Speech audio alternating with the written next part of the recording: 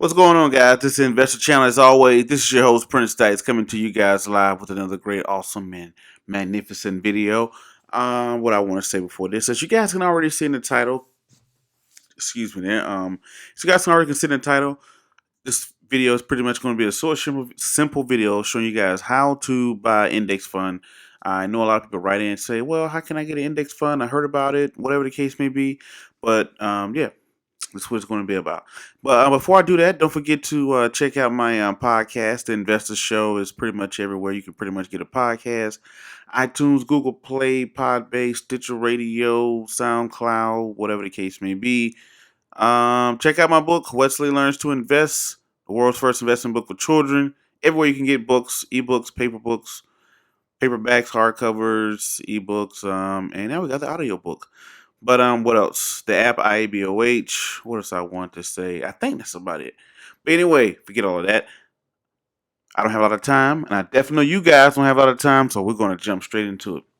So here, as you guys can see, I have CNN Money pulled up. And the reason why I pulled this up is to do a quick view to show you guys what the index is. This is the S&P 500. This is the benchmark you guys have heard me speak about plenty times, whatnot. Well, other videos. Maybe this is your first video, but if it is, go out and hit that subscribe button and check out all the other good stuff. But anyway, you stroll down here, you can see all the companies that are inside of this index. All these companies are tracked inside of this index. So you can go here, see all these companies, and it's a couple other pages, up to 34 pages. Reason why it's called S&P 500. So what this does is it tracks the top 500 companies in America. It is the benchmark of finance, which means that at the end of the year, companies or months or whatever, they always compare themselves to the S&P 500.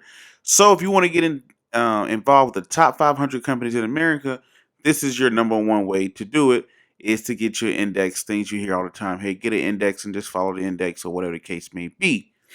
So now that you kind of know what it is, you go over here to Etrade, and I just pulled the Vanguard S&P 500. I'm not endorsing this. I'm not endorsed by it and nothing like that or whatever the case may be.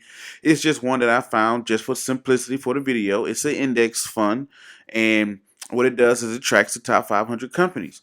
You want to see what it tracks? You go over here. Well, first you type in VFINX X or whatever the case may be. Then you go over here. Where's it at? Where's my portfolio button? There you go. Portfolio. You go to portfolio, and inside that portfolio, you stroll down here a little bit. That's a crazy amount of money, right? 249 billion. Anyway, these are the top companies. These are the top 10 companies holding.